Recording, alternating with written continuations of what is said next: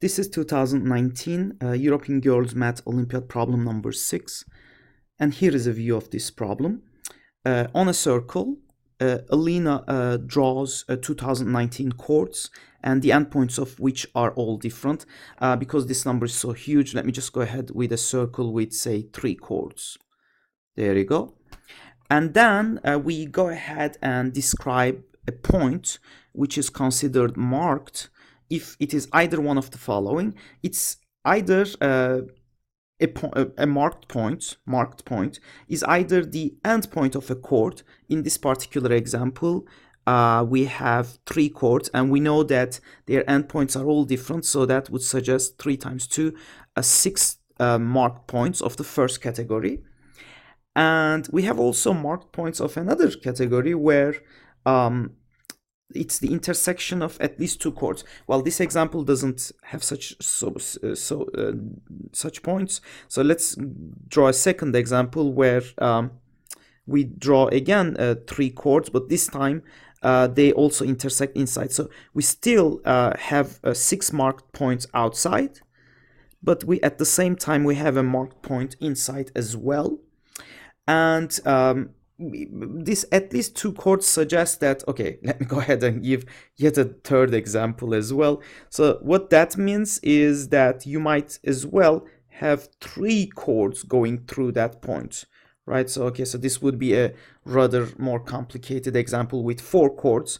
We have 8 marked points on the circle, 5, 6, 7, 8, and we have 2 marked points inside the circle based on these. So we can label, we describe what a marked point is. So 2 types of marked points, those that are endpoints of chords, and because the chords, their endpoints do not intersect on the circle, the number of chords times 2 will give us the first type of points.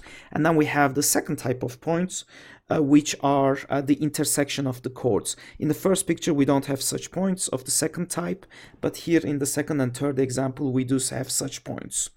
Okay, we have described marked points. Now let's go ahead and start also labeling those marked points according to the following rules. Those marked points, which are the endpoints of our chords, they will be labeled either 0 or 1. Well, an equal number of zeros and ones, I should say. So here we have 3 chords in the first example. We should have 3 zeros and 3 ones. Let's say 0, 0, 0, and then 1, 1, 1, and so on. So for instance, 0, 0, 1, 1, 0, 0 here, and then maybe this one, 0, 1, 0, 0, 1, 0, 1. So 4 zeros, so I should have 4 ones. And then we need to also label the marked points inside the circles. No such point inside here, but in the second and third example, we have such marked points. And we can basically assign any arbitrary integers for those points. In the first example, let me go ahead and assign -3 here. And I don't know, maybe a 4 here, and then a -2 maybe. There you go. And now we are done with the first part. Now in the second part, we are done basically labeling the marked points, 2 types of marked points, and we have a good understanding how to label them. Those that are on the circle, they will be marked zeros and ones, equal number of them. Those that are inside, as an intersection of at least 2 chords, they will be marked with any integer, an arbitrary integer. Now we will go ahead and start marking the segments connecting any 2 marked points. You can think of a graph structure. I'm trying to give legitimacy to this idea. If you have k marked points, I think it's clear that you should have k-1 segments, right? So that's a clear result from graph theory. But anyhow, so we will go ahead and label these segments between any 2 marked points according to the following rule. We will actually label each segment with two different numbers. So anytime you have a segment, let me just draw the picture here. So you have a segment, two marked points. Let's say this one is a 0 and this one is a -3, such as this one here. Then we will assign two labels here. Well, this edge will be marked with a yellow. In yellow, the sum of the labels of its two endpoints. In that case, well, because yellow is hard to see, let me go ahead and use, say, orange. So the sum is -3. And secondly, so in yellow, we did that. Why? Because 0 plus -3. And then in blue, we will write the absolute value of their difference. Okay, so thanks God, we'll use blue color. The difference, absolute value of the difference of these two is a 3, right? So comma 3. So we will basically assign those numbers into each of these segments. For completeness sake, let me go ahead and do that labeling for these three examples. For instance, here the difference, the sum is 0, 1, and then a 2 here. The sums here are -3, -3, -3, -3, 2, and here it's a 4, 5, 5, 4, 5, -2, a 2 here, -1, and then another -2 here. And now we will go ahead and do the blue labeling. So the blue labels here would be the difference, absolute value of the difference, absolute value of the difference, absolute value of the difference, and so on. Absolute value of the difference would be 3, 3, 3, and 3 here. Absolute value of the difference here is a 0, and so on. Okay, this one is even worse. So yeah, I think everybody has a good, clear idea what's going on. All right, so you guys can finish it on your own. Then, after you are done with all these labelings, again, for this demonstration, I labeled the marked points in green color, and then each segment has two labels attached to them. The yellow label, or in our case, the orange label, is for the sum of those two endpoints of that segment, and the blue label is for the absolute value of their differences. Then this is the main statement we would like to prove.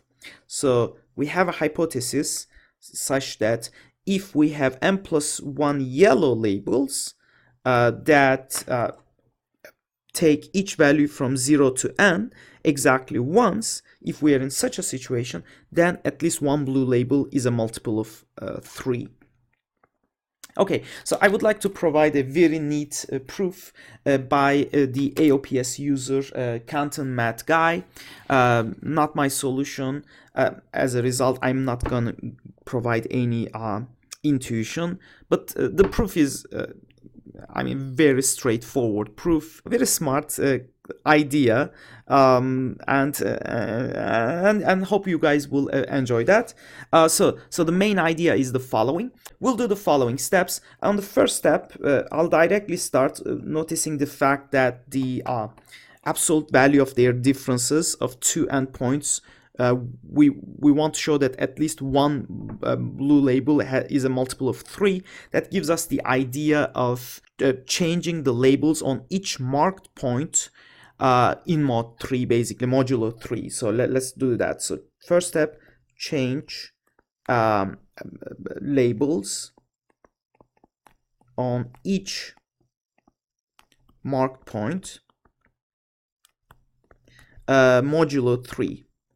And I think the reason is clear. When you do so, for instance, here it will be 0 and this one will become a 0 after you evaluate it in mod 3. But then the neat idea is, because we want to prove that at least one blue label is a multiple of 3, so that blue label between them becomes a 0.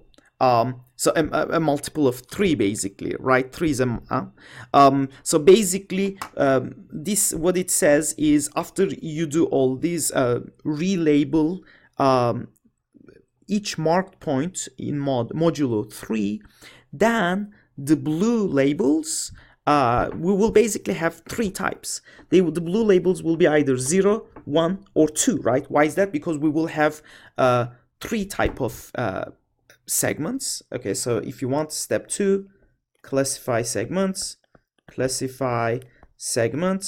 I think it's clear that now each segment, their endpoints would be either, well, okay, so there will be, okay, here's the classification.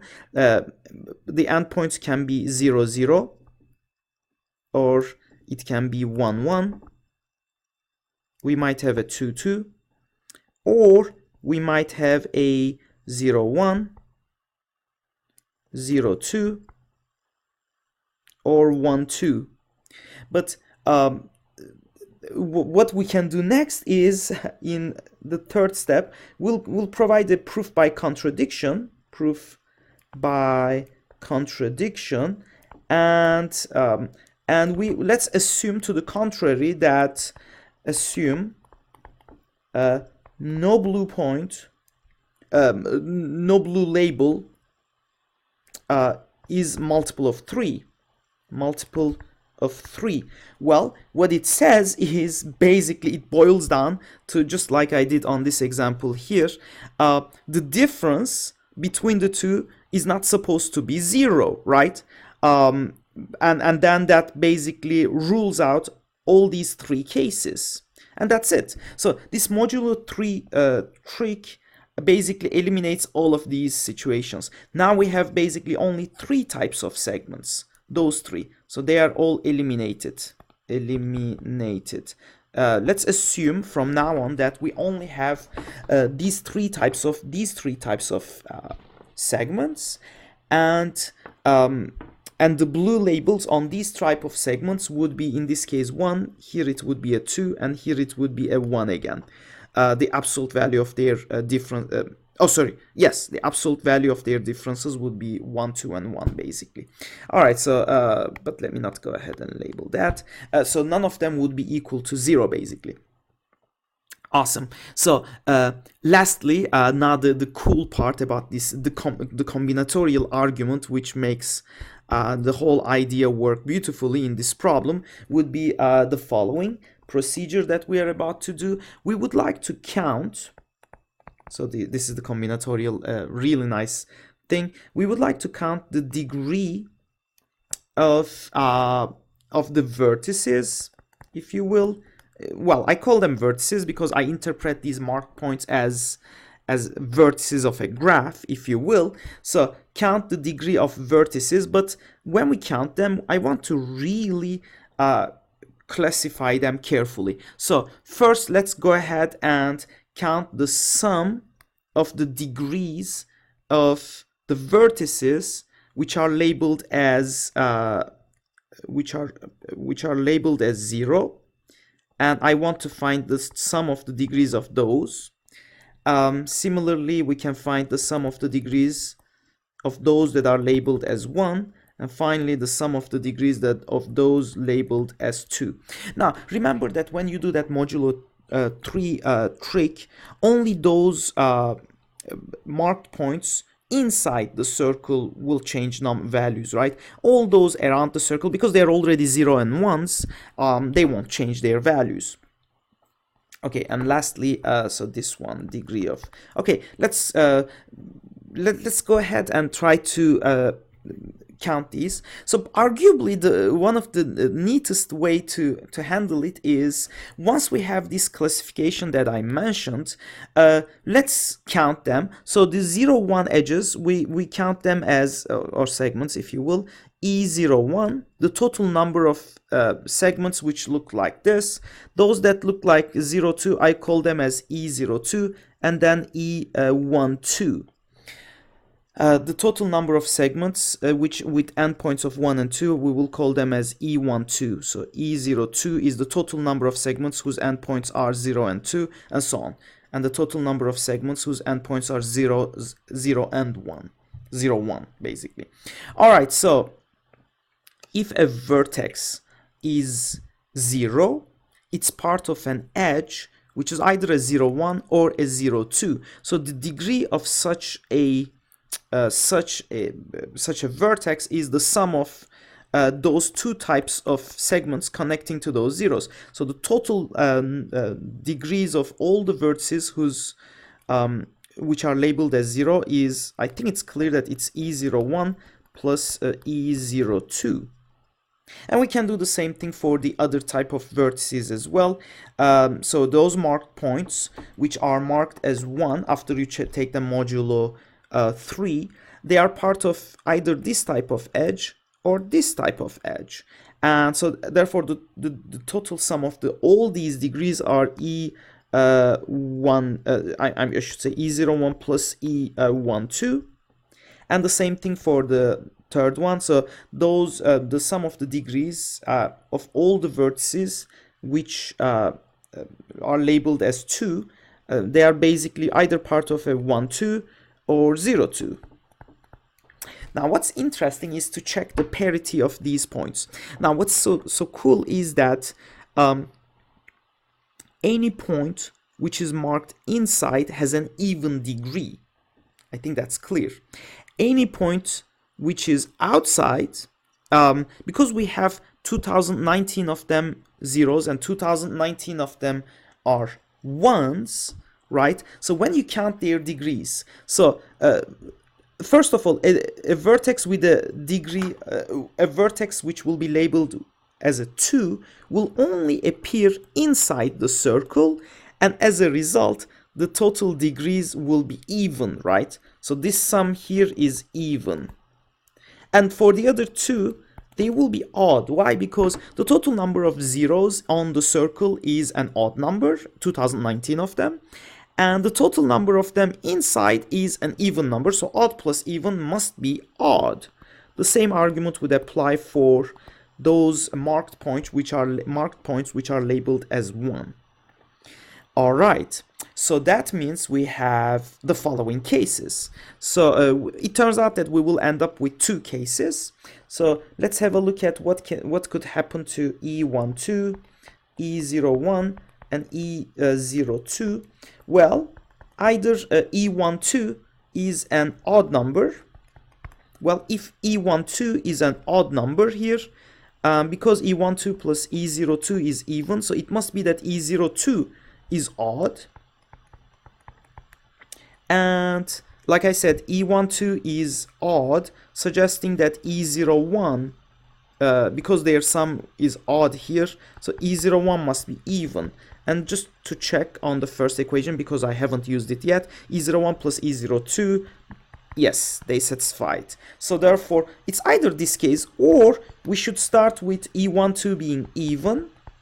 And if E12 is even, then necessarily E02 is also even, because their sum is odd, and this one would be E01 would have to be odd because E12 here is even, and so you add an odd number so that you can get an odd number. Well, I claim that this gives us the desired contradiction. Well, what does these two contradict? Well, they contradict this hypothesis. How? Because we have n plus 1 yellow labels, now it's time to look at the sum of the endpoints on each segment. We were given that those sums are 0, 1, all the way up to n. And we have exactly 3 potential cases for n. Either capital N is 0 mod 3, 1 mod 3, or 2 mod 3. Let's check the case if n is 0 mod 3. So if n is 0 mod 3, in this sequence, we would have how many of these points are 0 mod 3? I think you would agree that we would have one more 0 mod 3 than 1 mod 3 or 2 mod 3, right? So because in this sequence, so 0 is 0 mod 3, then 1 mod 3, then 2 mod 3, then back to 0 mod 3, 1 mod 3, 2 mod 3, and so on. So 0, 1, 2, 0, 1, 2, 0, 1, 2. So this is a sequence of 0, 1, 2, 0, 1, 2. So when it ends at n, if n is, okay, so okay, so 3 cases for n basically. So we have all these, so the sums,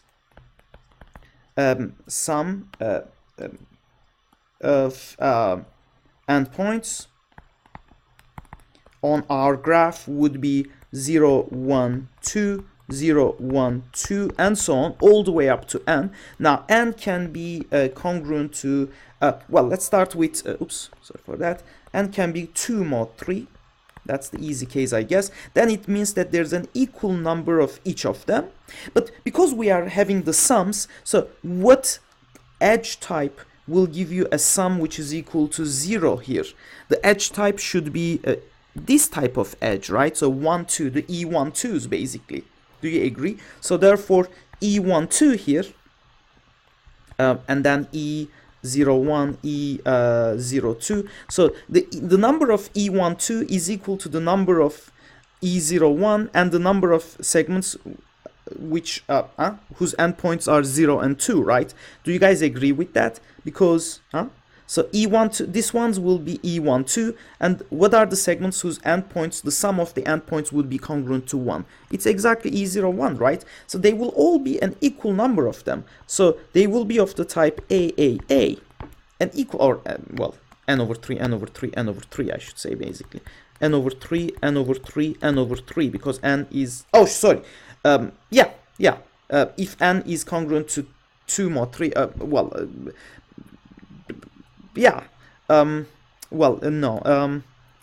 because we started at 0, what is that? So whatever it is, m plus, is it m, okay, so n could be, say, 5, for instance.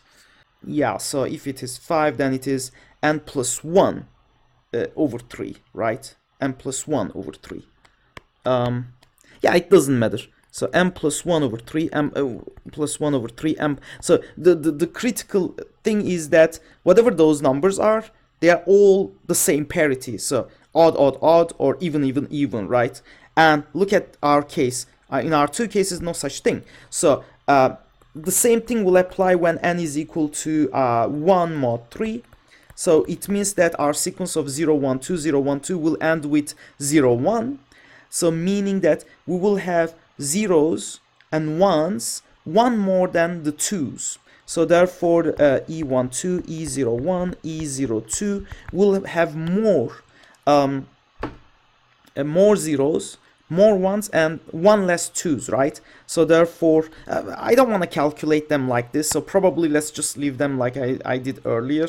It's easier because it doesn't matter for us. Let's just leave AAA, and obviously this is not possible. That leads to a contradiction, if you will. How about this case? So E12 here, we have one, so this one will be plus 1. We have one more 0. The sum here would be a 1. So again, this one is also a plus 1. And because n is congruent to 1, so we are missing 1, 2 here, so which is this one. So this one will be an 8. So in that case, it will be either odd, odd, even, or even, even, odd. Again, these two are not like that. Again, a contradiction. Finally, n is congruent to 0 mod 3. Well, if n is congruent to 0 mod 3, it means we have a sequence of zeros, ones, and twos. We have an equal number of ones and twos, but the zeros are one more than that because it ends with a 0, our sequence. So that means that the sum, so the sum would be 0 here. So as a result, there will be one more, and then the other two are going to be one less, right? Because the sum here is a 1, the sum here is a 2, and there's one less of those in the sequence which terminates with a 0. And again, this is a contradiction. Why? Because that would be either even, odd, odd, or odd, even, even, and boom. So the desired contradiction. So that's finally, we can conclude that if this hypothesis is true, then necessarily we must have one blue label because we found the desired contradiction. So this assumption is wrong. No blue label is a multiple of 3 is wrong. So we should have at least one blue label, which is a multiple of 3. And indeed, if you check our examples here, you will see that such things are available. So here, for instance, these two. Well, obviously, 2019 is impossible to draw too many chords, but that solves this problem. Hope you enjoyed it. And I would like to thank one of our YouTube commenter, Aysun, for reminding me of this question, solving this question. And hope to see you guys in our next lecture.